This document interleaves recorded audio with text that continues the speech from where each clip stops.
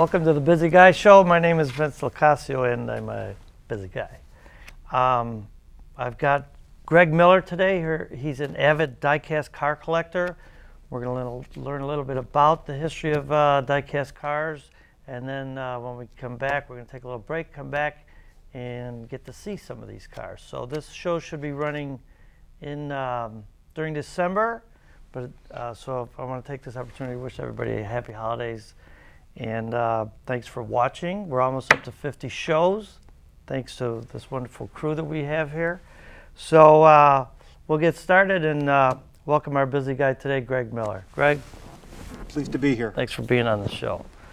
We're going to find out approximately how many cars you have later, but how did you get started collecting diecast cars? You know, my dad was really into cars, so every couple of years he got a brand new car, had hard tops, convertibles. First time I ever drove a car was when I was 9 years old. Grew up working in gas stations, had an antique car restoration business that was play and business mixture in the 70s while I was going to college. When you move off the farm and you move into town, neighbors don't appreciate you having a number of cars sitting around, so I switched to toys. A little less space. Little less space. Neighbors are a lot happier when you have them inside the house versus sitting around the outside. Nice. Well, let me ask you, we could talk briefly about approximately how many cars do you have? You know, my grandson here a couple of years ago helped me count, and there are approximately 1,500 vehicles of different types in my basement. That's a lot of cars. There's a lot of cars, trucks, airplanes, farm equipment, you name it, whether it's stamped steel, plastic, die-cast metal, which is probably the largest part of my collection. And you're not limited to cars. I mean, cars are your specialty, but you also have planes, trucks. Anything to do with transportation. Nice. Well, tell me what you can about, they're called die-cast metal, but what are they actually made out of? Originally, they were made out of a zinc composite, and there were problems with the durability of those cars or trucks that they made out of that product, and they would form cracks. Now it's an aluminum type zinc alloy, I believe is what they made, and they've come a long way from when they started in the 20s. With the very rudimentary type model, and when you look into the 50s with Tootsie Toy and Corgi, I believe it is. I mean, they didn't even have interiors. It was just no. It was an exterior and four rubber tires, and that was it. When you get into I want to say the 80s, early 90s. Got into much more detail in 1/25th, 1/18th scale, and very detail-oriented and beautiful construction. But just to back step a little bit, though, Matchbox came out of England? Correct, yes. And that was a brand, right? That was a brand. And then in the 60s, Mattel started coming out with the Hot Wheels. Right, because I read that there was Barbie for the girls, and then they wanted to... Exactly. So they needed a product for the boys, so they came out with Hot Wheels. And when you look to see how that's developed, I was never very much into the small cars. I liked the larger scale models, and focused my time and attention on those. It almost got to be, especially hunting for those, even when the little 1/64 scale cars. It was hard to find them here and there, and you'd want to collect every one of them, and it seemed to be an impossible feat. Well, something we talk about is, and I ask pretty much everybody that's on my show about how technology has changed everything, and if you could share with us how you saw technology, meaning the internet, change from where you used to go into a store and pick up the car and look at it and hold it. Now you can find anything across the world. I think half the fun of finding the cars was being able to go, whether it was into a mainline department store, a hobby store, wherever, and to find the model you were looking for, pick it up, carry it out with you. And over the last few years, in so many of the stores, the aisle space for those has just shrunk and shrunk even more. And when I go to look for something these days, it's on the internet, and whether that's a business or eBay or whatever. But it seemed to take a lot of the fun out of it. I've gone to look for the car itself? Yes. It's like a challenge, like with the hunt. Yes. You know, you don't know what you're going to find when you walk in the store, and you go, you may have read about this in like a trade magazine or something like that, and then you come across it and you go, I've got to take that home. Yeah. And it used to be where, I mean, with a store, you'd call, do you have this, do you have that? You'd look in the yellow pages. I don't know if kids these days even know what the yellow pages are, but speaking of that, now you mentioned about the 80s, the market and the manufacturers found out that that's who was looking at the cars now as the adults, as more so with the kids. So what can you tell me about that? Well, I think, you know, the very simplistic models that the kids would buy, but you know, with the adult market, I mean, I could walk into a store and there'd be other men in the toy aisle, and whether it was the smaller diecast or the larger, and they'd be looking through the different parts of the different hanging blister packs, looking for specific cars. And whether those were just an ordinary vehicle, or even the way they've used advertising to put a company's name or a brand name on a car or a truck and sell it, make money off that, and they're still advertising because you have that vehicle sitting at home Yeah. on a shelf or on your desk. Well, I learned an expensive word today, but there's two reasons why, and I'm a perfect example, as most guys are our generation, is you remember a car either that you had or that you, when you were a kid, you saw drive by, especially in the 60s, you know, when cars were all different colors and chrome and all that. You know, now it looks like cars are all gray, white, or black, or whatever the case may be. But that's one reason why our guys our age are buying these, and also, like I said, a car that they would like to get. Well, it's part of nostalgia, whether it was a car my father had or the Corvette my neighbor had. And back years ago, when you could tell make, model, year of every car. Oh yeah. Now they run a car for 7, 8, 10 years with only minor changes. You can't tell one year from another. And is the diecast industry making these cars that are out now? You know, current cars? They come out with the new ones. They're still building some of the older ones. But as a manufacturer, be it Asian, European, or domestic, then they're coming out and making the dies for the newer cars. And there's the big names out there now, but then I'm reading also that in the late 80s, there was a lot of mergers going on and bankruptcies and. Yeah, you had Ertl has been very big for a long time. They have gone through several name changes. UT was a big diecast manufacturer. Today it's Auto Art, it's Kyosho. Mattel still is into manufacturing cars, but I think when you look at the higher up 1/18 scale adult vehicles, I think it's Kyosho and Auto Art. And then along the way too, I'm finding that I mean, NASCAR, then the 90s, NASCAR just opened up a whole world of things. I mean, the way they advertise on their cars, and then the licensing, you know, if it's tied, I mean, the things that you see on the NASCAR. You know, with the licensing of those vehicles and every sponsor, large and small, that were on those vehicles, so the advertising effect from that. But the trucks, the trailers, the race cars themselves, the driver figures, it was just an enormous business.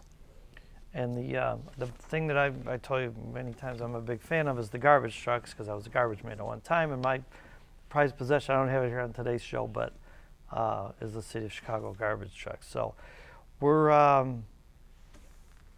that's enough talking about these. What we're going to do when we come back, we're going to take a little break, and we're going to bring back the real stars of the show. Not that Greg's the star, but we're going to take a look at some of the cars out of your collection. Let's get them set up. So thanks for being here, and we'll be right back to look at these fine cars.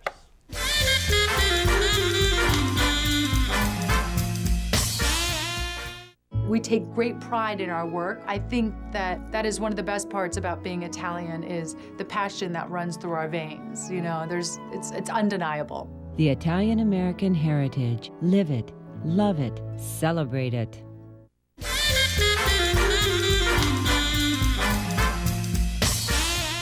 Welcome back to the show. We're here with Greg Miller, avid diecast car collector. And what do we got here, Greg? We're going to show the different scales, types of cars? We were talking sizes? about the different scales, and for example, the yellow Cadillac, 69 Cadillac, matchbox size, about 1/64th scale. And then next, right behind it, we have the 1956 Oldsmobile, and that's a 1/25th scale. Next to that is the 1953 Cadillac Eldorado convertible, and that is 1/18th scale. And through the years, I think that we've seen a lot of people collect the Matchbox size. And Matchbox was a brand, but it became so popular at that it was kind of a generic name. A generic name, okay. But now with Hot Wheels, etc., most of my collection is in the 1/25th and the 1/18th scale. And even the changes in production over the years, for example, this car was produced with no interior like we talked about later. So it was just the exterior of the car. Okay. As we got into the, let's say, more detailed 1/25th and 1/18th scale, the hood will open, the trunk will open, doors will open. There's an engine inside, more detail in the interior. There are even some die-cast cars like a convertible that the top actually, convertible top actually operates. Okay. So it's, and of course with all those things, like with the soft top that will go up and down, makes a more expensive model. Okay. Now what can you tell me about this Oldsmobile here? That this not just the scale, but the particular car. Well, on this particular car, this was originally built by Johan in 1956. After they had gone out of business, and a company in Detroit called Excel bought their old dies. And they reproduced these in the 80s, and they produced a number of Chrysler products and General Motors products that they had made over the years.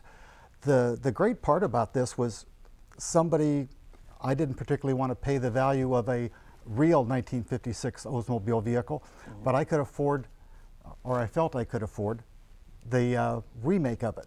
Okay, but you told me this was the type of the car that when you bought a full size, they handed you this as a little. Right, and this particular model is a promo model. They would, when your folks bought a car, they'd hand the child, or they'd say, "Here, sonny, here's your car," and you'd be able to, excuse me, have something to take home and play with, and it was also a gesture of goodwill on behalf of the dealership. Okay. Now, what do we have here? Okay, this is a 1955 Bel Air two-door hardtop.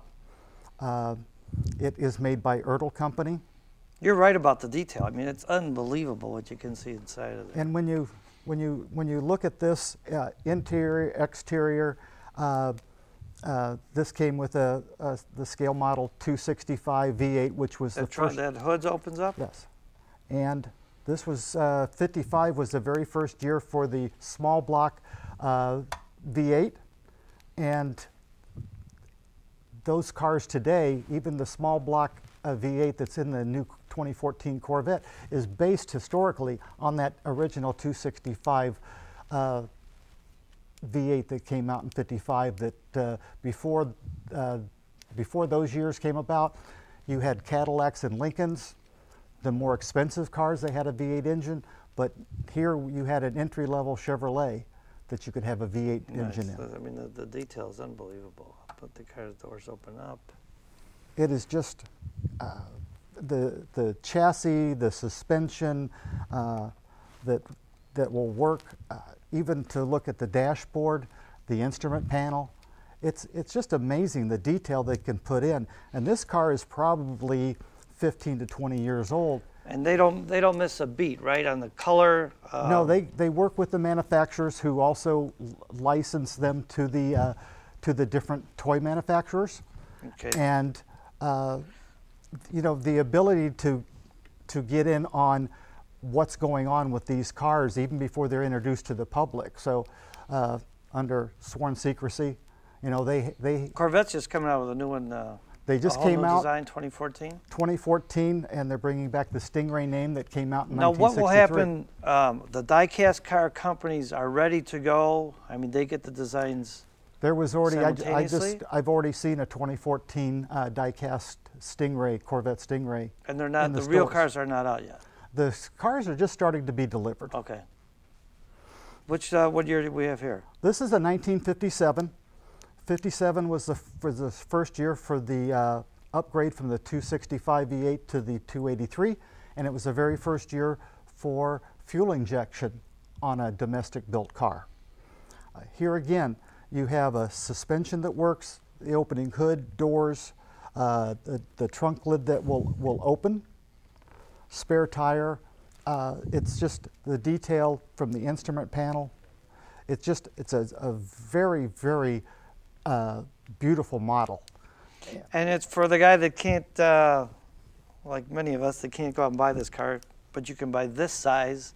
But you can buy it and enjoy it, and whether it's sitting on a shelf, sitting on your desk, whether it's at home or at work, it's something that you can sit and look at and enjoy, and think about the car that your parents had or a friend had or a neighbor had, and doesn't take up the space, and it brings back a lot of nostalgic memories. It sure does. I mean, you're just looking at these cars here, and it's like seeing them on the street again, you know? What do we got here? This is a 1962 Bel Air hardtop. Some people refer to as the bubble top because of the large back window. This vehicle represented those that had a 409 V8, 4-speed on the floor, used by a lot of drag racers. Now, is this what the term, what I was reading, where muscle car comes from? It just looks like a nice stock car on the outside, but underneath, what did you say? It has a 409? It's a 409 cubic inch V8 engine, and was used by a lot of drag racers. Like the little old lady from Pasadena. There you go. And whether if I it's could think of the Beach lyrics Boys, right now, I would tell you the word. What kind of Beach Boys, Jan and Dean. There you go. All the songs from that era. And this was a full-size Chevrolet, and of course back then you had the Biscayne, Bel Air, and Impala, but a lot of. Well, I used to remember that. Not to interrupt you, but the Impala had 3 tail lights. Can we turn it around here real quick? The Impala had 3 tail lights. Bel Airs and Biscaynes had 2 on each side, but the other thing is for a lot of drag racers, they would buy and race the 2-door sedan Bel Air or Biscayne because those vehicles were lighter than a hardtop vehicle. Okay. And now what do we have here? You're going to switch over to Ford a little bit, are you? Right. This is a 1963 Ford Thunderbird convertible with the Landau cover over the back seat. That's a beautiful car. This car came with a 390 V8 4-barrel, and this was used in one of the beach movies, I think Palm Springs Weekend or something like that, where Robert Conrad drove the car that had the back seat covered over with the Landau cover. It's a beautiful car. Now, was Thunderbirds, was that their answer to Corvette? Because Thunderbird really wasn't a high-performance car, was it? Well, Thunderbird, when it originally came out in '53, was a 2-seater and remained a 2-seater for 55, 56, and 57. When you read historically, the 55 Thunderbird is what kept the Corvette in production because General Motors was getting ready to dump that car. But because Ford came out with the 2-seat Thunderbird, they said, we can't stop production. Okay. And of course, then it went from 6-cylinder to V8 and different design changes saved that car. So then when does Mustang fit into all this? Well, Mustangs came about in the spring of '64, and now in the spring of 14 next year, they'll have the 50th anniversary of the Mustang, and the new generation Mustang will be coming out, and they're going to try to bring it out, April 14th, April 15th, just like they did 50 years ago. Nice. 50 years, wow. Isn't that something? That's scary. Okay, what do we got here?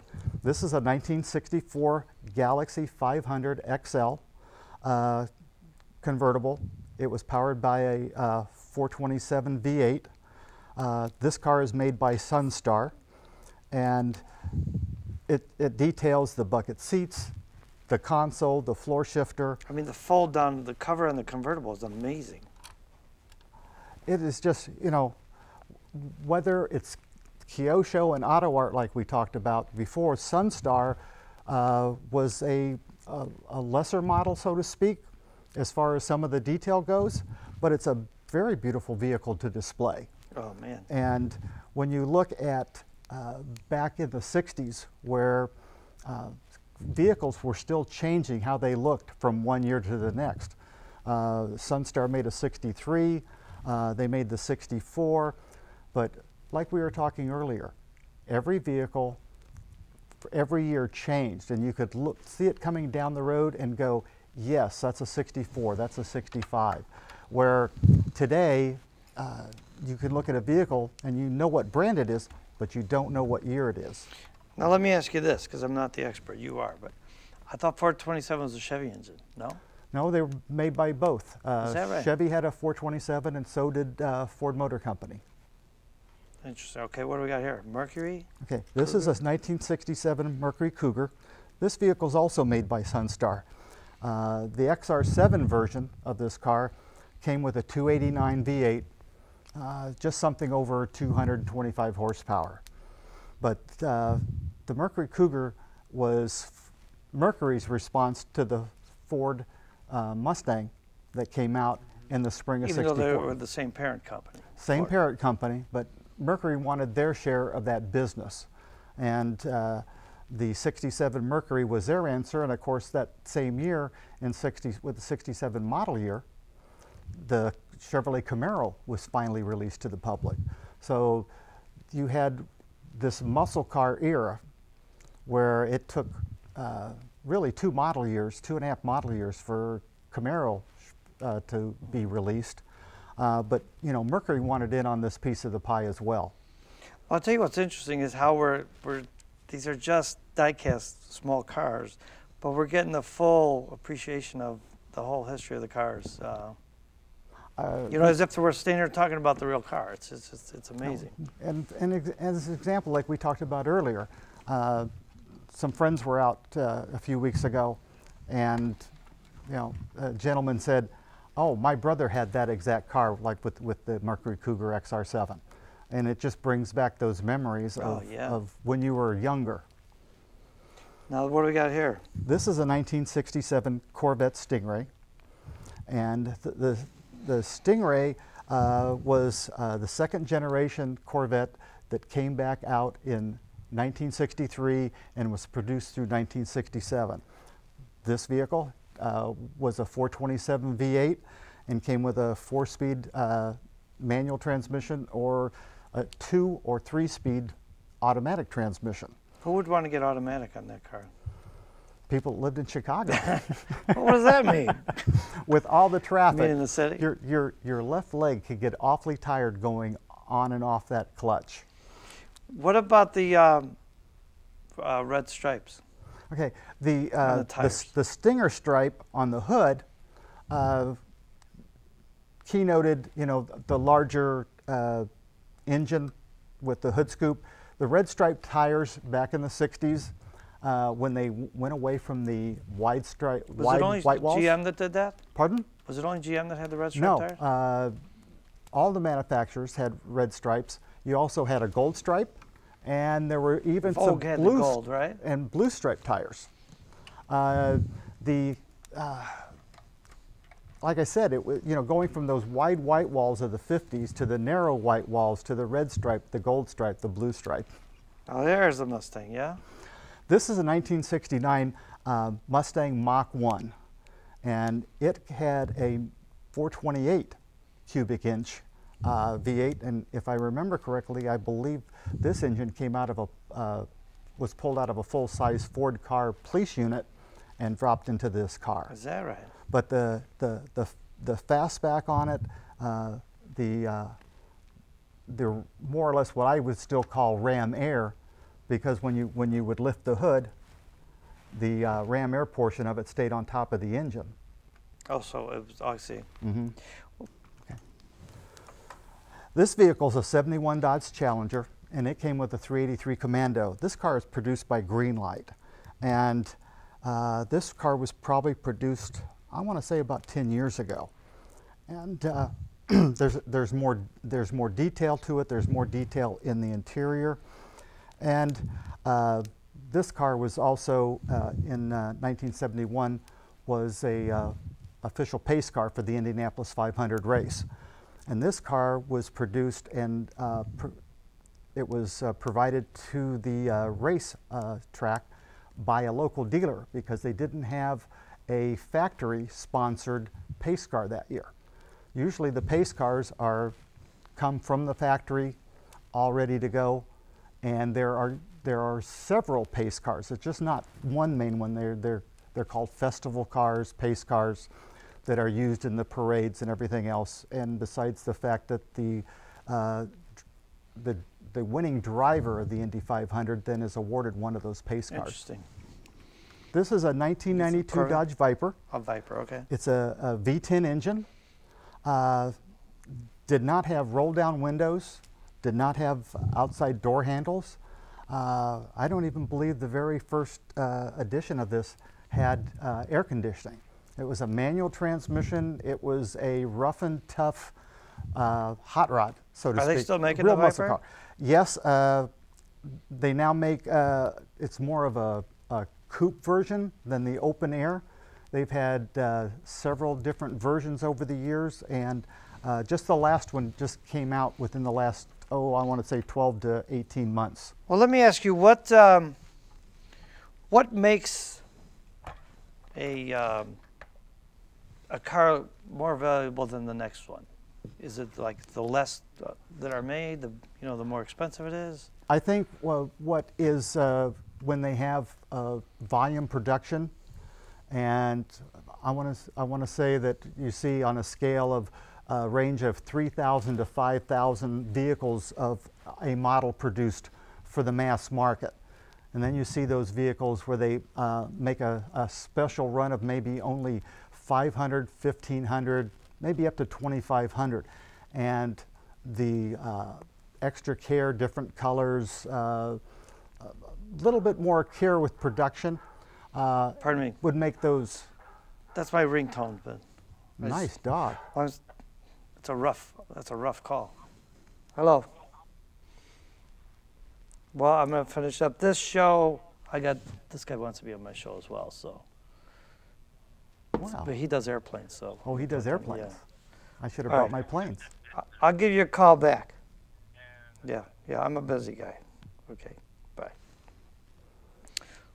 Okay, well, what we have here, ladies and gentlemen, you want to tell us a little bit about that? You know, the Brinks truck GMC model, and this is an example we were talking about earlier, where they take different vehicles, cars, trucks. Here's a And you have an to armored have what's vehicle. inside of there to buy these cars. Right, a lot of money. Here, listen, I want to thank you for being on this show. Here's some cannolis Oh, for you. thank you. And I apologize. I mean, you came out to here, and then I have to walk off the show, but I am a busy guy. So thanks for being here. And Pleasure. where do people find the cars real quick? Online and Craigslist? Online, hobby stores, Craigslist, eBay. Peace in the Valley. There you go. Thanks again for being here. Thank you. Bye.